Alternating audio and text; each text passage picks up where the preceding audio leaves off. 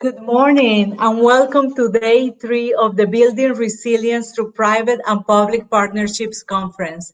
My name is Alba Castillo Baylin and I am the Vice President of Community and Stakeholder Relations for Coca-Cola North America. On behalf of our company, I would like to start by thanking the U.S. Chamber of Commerce Foundation for our long-standing partnership. We're especially proud to collaborate with you through the Disaster Action Alliance and to partner with you on today's program. At Coca-Cola, our purpose is to refresh the world and make a difference. We know we're only as strong as the communities we serve, and when disaster impacts those communities, it impacts us all. It is our commitment to our communities and our desire to make our response to disaster stronger and more impactful. That inspired our Coca-Cola team to help form the Disaster Action Alliance in 2018. As my colleague Yanis mentioned in this morning's welcome video, the Disaster Action Alliance, or DAA, is a coalition of disaster response professionals in both the corporate and nonprofit sectors who work together to, first, share ideas and best practices, establish cohesive planning efforts, and ultimately maximize collective impact in disaster situations. Responding to disaster is incredibly important work and it can be extremely challenging, as today's speakers and participants know very well. Through coalitions like the Disaster Action Alliance and this conference, all of us can respond more effectively than by acting alone. We all know that natural and other disasters are an ongoing fact of life. In the 2 years since the DAA's founding, we're already seeing the benefits of this collaboration come to fruition, and I like to share 2 examples. In 2019 alone, we also at least 40 tornadoes touched in the southeast and historic flooding devastating the Midwest. This prompted members of the DAA to jump into action to get safe drinking water to one of the hardest hit areas, the Pine Ridge Reservation in South Dakota, which was experiencing epic flooding. So how quickly did the DAA provide the community the drinking water it needed? In collaboration with Good 360, the Coca-Cola system donated 36,000 bottles of Dasani water to the Native American Heritage Association. Then, the UPS Foundation transported the water, and volunteers from Swire Coca-Cola, our local bottling partner, helped distribute the water to residents at the Pine Ridge Reservation. By working across organizations and leveraging each of our unique strengths, assets, and resources, we are able to bring the mission of the DAA to life and maximize our collective impact for a community that needed our help. And I like to share another example today, which is an example that took place as a result of cross-industry collaboration, as we all have been put to test this year with the COVID-19 crisis as it continues to escalate our nation and our world. In March, DAA member Mercedes-Benz coordinated the collection and delivery of 500 healthcare supply kits to the Salvation Army shelter in downtown Atlanta. This donation was made possible by DAA members organization Mercedes-Benz, UPS, Alston Bird Law Firm, the Coca-Cola Company, and Intercontinental Hotels Group. Together, we help this shelter meet increased demand and maintain safety standards when the coronavirus first appeared. These are just 2 examples of the DAA's work to more efficiently and effectively respond during times of disaster. I am personally incredibly proud of what we have accomplished together in just 2 short years, and I have no doubt that our impact will continue to grow. It is time to turn the main event. Now, let's get ready for today's conversation about how to maximize our response to the ongoing coronavirus and also to prepare for the 2020 hurricane season. My hope is that you leave today's session with a better sense of the realities and opportunities facing us right now. And even more, I hope that you leave more committed than ever before to continue in the collaboration as we work together to create more resilient communities. Now, I am delighted to introduce our next speaker, Dr. Stephen Hahn, who was sworn in as the 24th Commissioner of the Food and Drugs Administration on December 17, 2019. Dr. Hahn is a renowned clinician in both medical oncology and radiation oncology. Prior to joining the FDA, he served as the Chief Medical Executive at the MD Anderson Cancer Center at the University of Texas, where a year more than 140,000 cancer patients received world-class treatment. Before joining MD Anderson, he spent a decade as chair of the Radiation Oncology Department at the University of Pennsylvania's Perelman School of Medicine. Earlier in his career, Dr. Hahn completed a fellowship and residency at the National Institute of Health and then went on to earn the rank of Commander in the U.S. Public Health Service Commission Corps. Please join me in welcoming Dr. Stephen Hahn. Good morning, and thank you very much for that very kind introduction. I am delighted to be with you today to talk a little bit about FDA's role in responding to the immense challenge we face with the COVID-19 pandemic. I thought I'd focus my remarks on the FDA's role in using science and data to support the development of treatments and vaccines. But before I turn to that, I wanted to thank the many members of the business community for their diligent efforts in responding to this public health crisis. As a member of the White House Task Force on COVID-19, I've seen firsthand how important it is to marshal resources and ideas in our effort to combat the current crisis. And the focus of this conference, building resilience through public-private partnerships, is completely in line with that and something that FDA has embraced as part of our response. From the earliest days of the pandemic, we've engaged with industry to help ensure that the nation has the essential medical devices and protective equipment to help treat those who are ill, and that healthcare workers and others on the front line are properly protected. This means we've supported the development of both new products to help patients and consumers and provided guidance and support to manufacturers who really wanted to reposition themselves to make essential products to combat COVID-19. And we've seen plenty of that during this pandemic. For instance, we've worked closely with companies that don't make medical products, but want to pitch in by making hand sanitizer or personal protective equipment, or even ventilators. We've also worked with other industries, such as car makers, to expand those options for manufacturing ventilators and to allow repurposing of other machines to work as ventilators to increase their availability. Of course, we're very focused on supporting the development of diagnostic products, treatments, and vaccines for this disease, and we proactively reached out to drug and device manufacturers to expand production of many critical needed products. And we continue to work with many different drug manufacturers and to provide guidance and technical assistance to expedite clinical trials for different products. And the response from the private sector has been absolutely outstanding, and I thank you and all of you for your leadership in that area.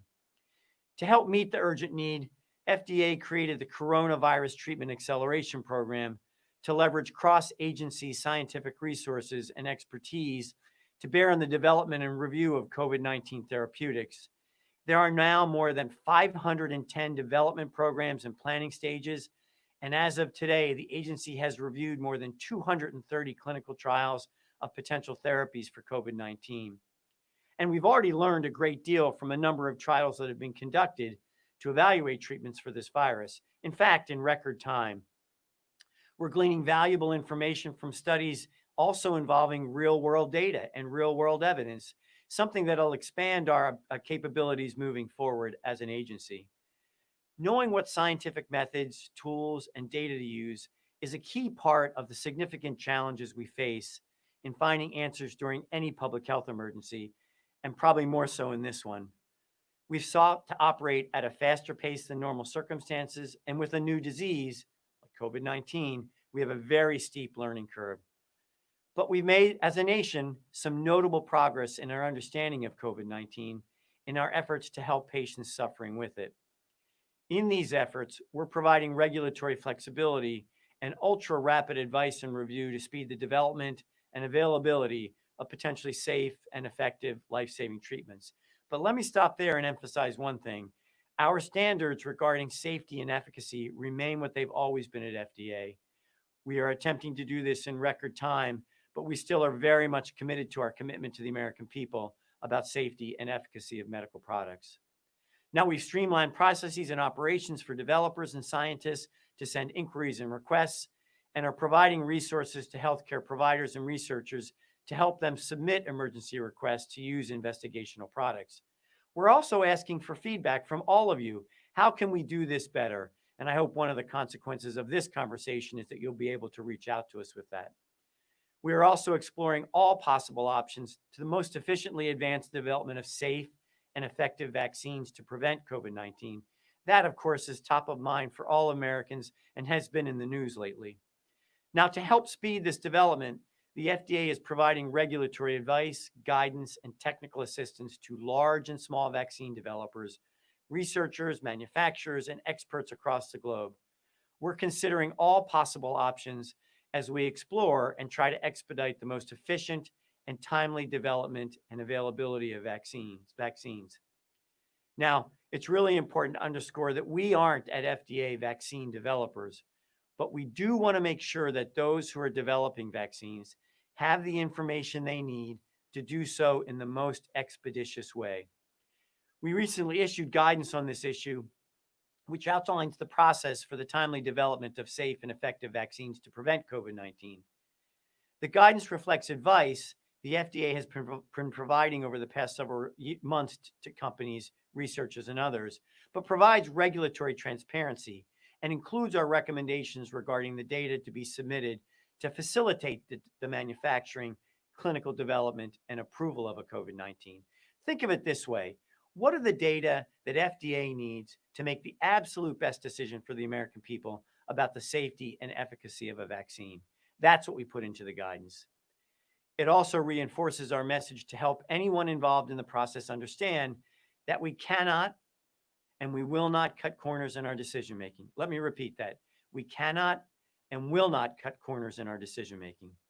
Our responsibility in this regard and in all the work we do is threefold: to maintain our regulatory independence, ensure our decisions related to all medical products, including COVID-19 vaccines, are based on science and the available data, and help expedite vaccine development as much as possible without sacrificing our standards for quality, safety, and efficacy. In closing, I want to thank you for your partnership. I want to thank you for the great work you do, for all the help you've given during this COVID-19 pandemic. I want to thank the American people for all that they've done, and again, for your interest and your commitment. And I look forward to supporting your efforts as we move forward in this unprecedented public health effort. Thank you.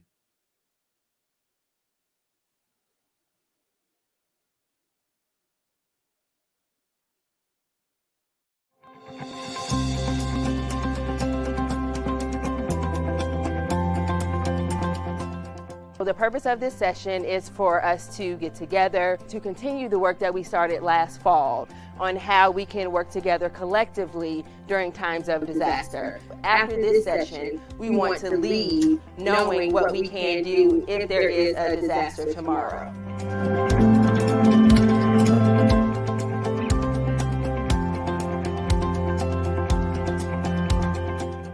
We're here to learn from each other. We're here to connect together. We're here to build and use our platforms together as one team. We're not always coordinated and doing our best job in being as effective as we could be in helping people affected by disasters. A forum like this is a place to sit down and iron that out and kind of work out the challenges and how to meet them effectively and quickly.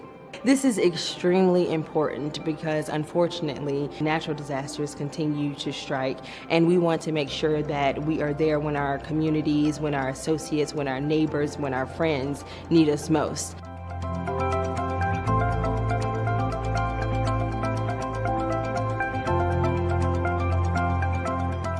One of our goals was to come out of this session with a name for this collaborative group. And we are so excited to announce that collectively we determined that the name would be the Disaster Action Alliance. After this collaborative session, I am extremely excited to see how all of the work and planning that we've done comes together to assist our communities when they need us most.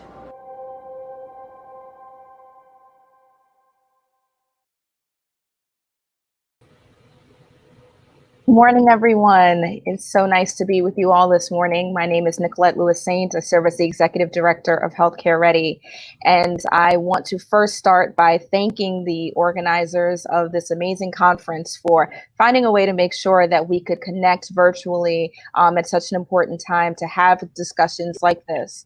I want to thank Alba Baylin for her introductory remarks, as well as introducing the important work of the Disaster Action Alliance. And I'd like to also thank Dr. Stephen Hahn for taking time out of his busy schedule to join us this morning. And with that, recognizing that we have a few minutes for a very important conversation, I'd like to both introduce the panel and jump right into the discussion. So joining me this morning are Dr. Joyce deJong, the Chair of Pathology with Western Michigan University's Homer Stryker School of Medicine. She also serves as a medical examiner and a mass fatality responder. We also have Dr. Carlos Del Rio, the Executive Associate Dean of Emory School of Medicine and Grady Health System. And finally, joining us is Jonathan Green, the Deputy Assistant Secretary within the Office of the Assistant Secretary for Preparedness and Response with HHS's within the Department of Health and Human Services. And so with that, I'm going to jump in and I will ask you all to be succinct in your responses. I know we have about 10 minutes for this discussion. So please be succinct, but also I want to invite the audience as we are talking to throw questions into the chat. That way we have the opportunity to integrate those into the responses. So with that, the first question to you all is, as we are still in the midst of an ongoing response, what has surprised you the most about the pandemic response to date? And I think we should start with Joyce and we can move counterclockwise. Sure, thank you. So I'm a medical examiner, I'm a forensic pathologist, I'm in more of the death care industry, and I think probably one of the biggest surprises that we've seen is that there have been a substantial increase in deaths unrelated to COVID. Our opioid-related fatalities have nearly doubled, and that's one, people dying naturally at home when maybe because they didn't go to the ER when they should have substantially increased. And that was one of the biggest surprises, and that really further is taxing our resources in this crisis. Thank you. Carlos, over to you. Yes, I think that to me what is most surprising and you know, it has been really great to see is, number one, is the healthcare workers' response, the healthcare system, the healthcare workers, how healthcare workers have really, you know, put themselves in harm's way, but done what needs to be done to take care of patients and have done so effectively and efficiently. Number two, I think, has been the community response. The community has been really amazing, and the way people, you know, when there was a shelter-in-place order, pretty much everybody sheltered in place. So I think that the community response has also been something that we all need to be very proud of. Absolutely. Thank you. And Jonathan, over to you. What surprised you the most? So I think there's surprises, both good surprises and maybe not so good surprises that have come out of the response so far. I think one of the things that strikes me is, despite having spent over 30 years planning for scenarios like pandemic influenza and other things of that nature, how quickly some of the things that we've prepared for didn't meet the needs that we thought they would, and the fragility of the supply chain, for example, or the inability to rapidly move healthcare providers from one part of the country to another part of the country where they're needed. And perhaps some of those were surprises that shouldn't have been surprises based on the federal nature and the states' rights, state lead for public health actions, and the way our healthcare system operates day to day in this country. Absolutely. Great points. Thank you. So I want to ask this question with the two sides of it. So I first want to think about the challenges and then the opportunities.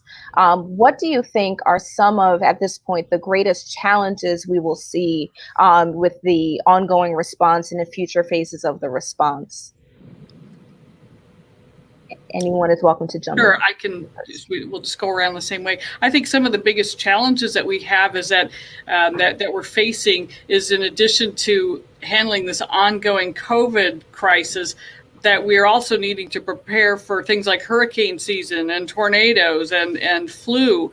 And that's really one of the biggest challenges that we have, and making certain, at least like, for example, in the death care industry, that you have adequate PPE, if you have adequate PAPRs, and body bags, whatever it is that you need, that you're ready for that. That's, I think, one of the greatest challenges.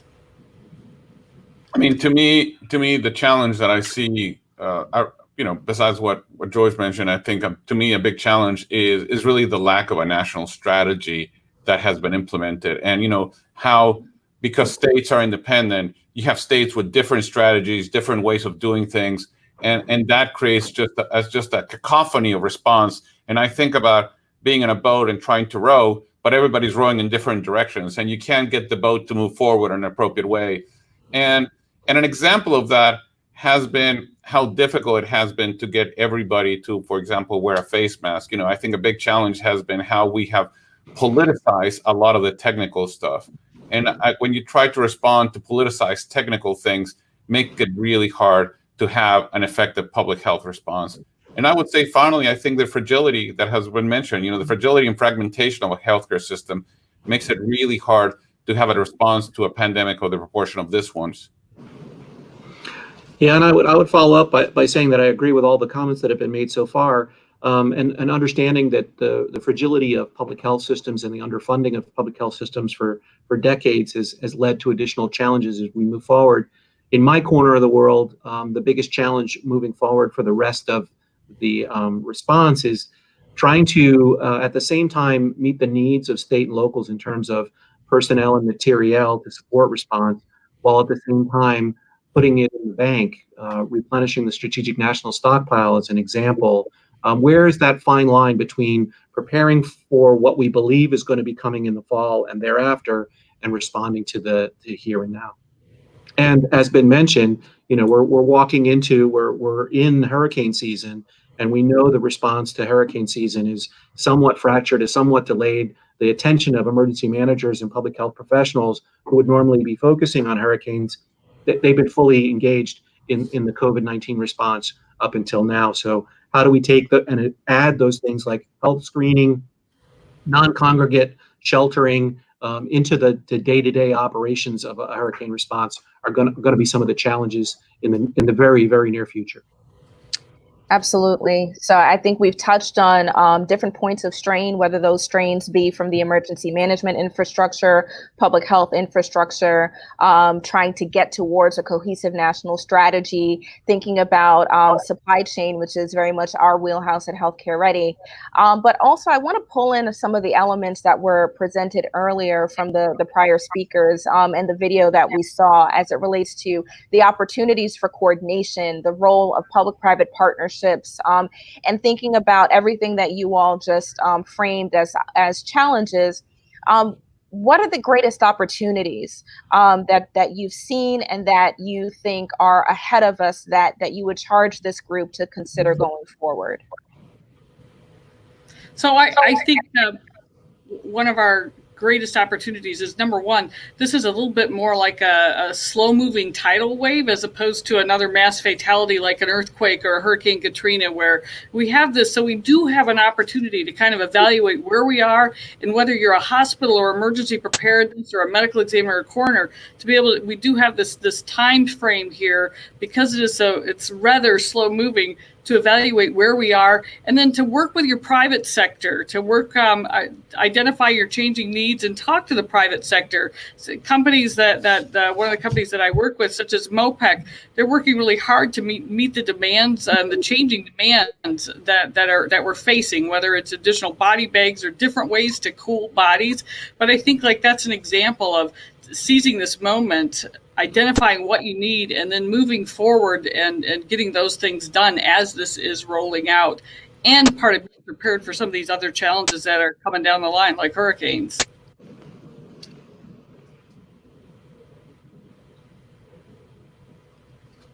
Carlos, over to you.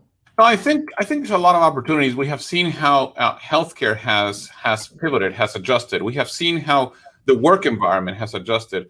I mean, I think we've learned that we don't need to be present in all sorts of meetings and live. So we have figured out how to do telemedicine. So there's a lot of opportunities to do the same thing we were doing, but do it better in a more efficient way. I think we can cut a lot of inefficiencies out of our daily lives by looking at where we're going.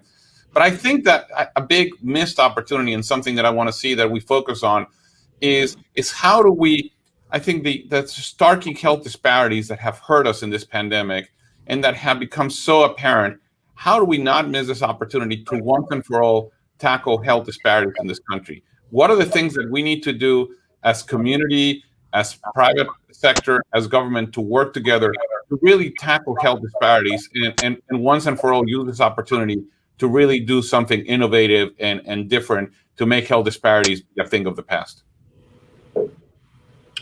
Yeah, I would agree with that. And I'd add that there is some glass half full that's come out of this so far. And I think resiliency has been identified by the business community as a business priority, right? And preparedness and resilience as key business practices to ensure continuity of operations, continuity of commerce, those kinds of things. And I think finally now we've got a culture of resilience and preparedness embedded in the business culture. And then I'd say, specific to the healthcare sector, and we recognize that there is a reliance a lot on what we call public health or on government to help solve this problem. But recognizing that the healthcare sector is 90% in private hands, a lot of the solutions, a lot of the good ideas, a lot of the ways that we're going to get through this are actually in the private sector's hands. The providers of healthcare are predominantly in the private sector. The suppliers are predominantly in the private sector. The distributors are in the private sector. And all of you as businesses who fund health insurance are the consumers of healthcare. So I think we all have a role in this, government and the private sector, but there is going to be an increasing role, I believe, in the private sector for how we move forward as we work our way through this response. So synthesizing some of those elements, thinking about the need to protect and support the entire system, the opportunity to actually recreate and reimagine systems with equity at the core so that we can address some of these disparities, and recognizing that a lot of these infrastructure that we talk about is managed, owned, and operated by the private sector. How do we think about our way forward? Recognizing that I know for us, we're hearing so many people say, when is this going to be over? Are we at the second wave? Are we close to the end? This is a long haul, but we have hurricane season, wildfire season ahead of us. We have flu season, as Joyce mentioned as well. How do we take all of those opportunities to think about what we're rebuilding, how we're responding, how we integrate sectors to go forward? So with our last few minutes, I just want to give you all the opportunity to reflect on that and think about answering the question of how do we think about responding and rebuilding in our way forward.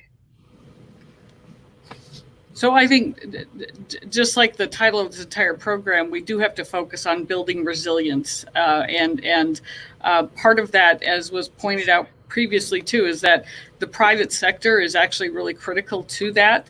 Any supplies, any of your PPE, anything that you get. So there has to be, I think, increased dialogue with the private sector to identify our needs because I can guarantee you they're willing to respond to that. So I'm going to go to what Dr. Hahn said and talk about the fact that when I think about the way forward and when I think what I see as the exit strategy is through research. And I think that research is something that has to be done in collaboration with private sector, with community, with investigators, with government.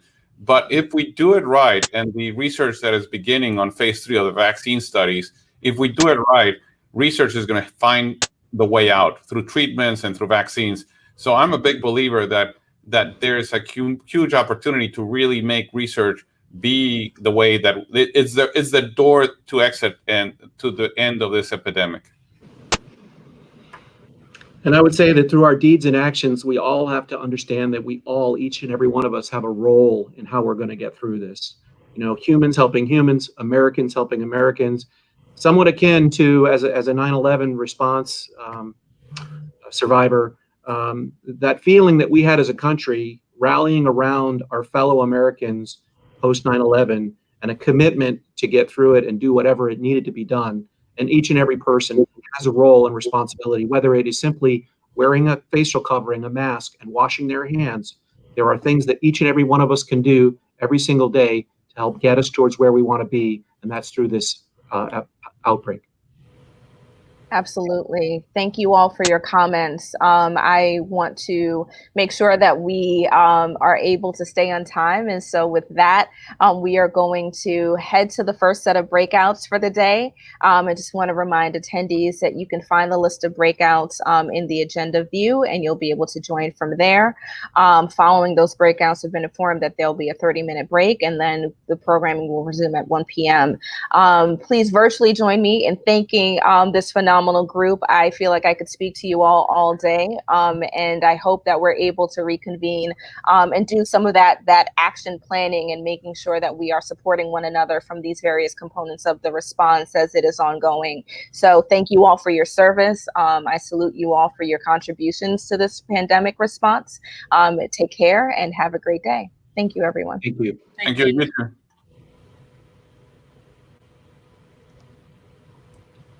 I can leave the studio.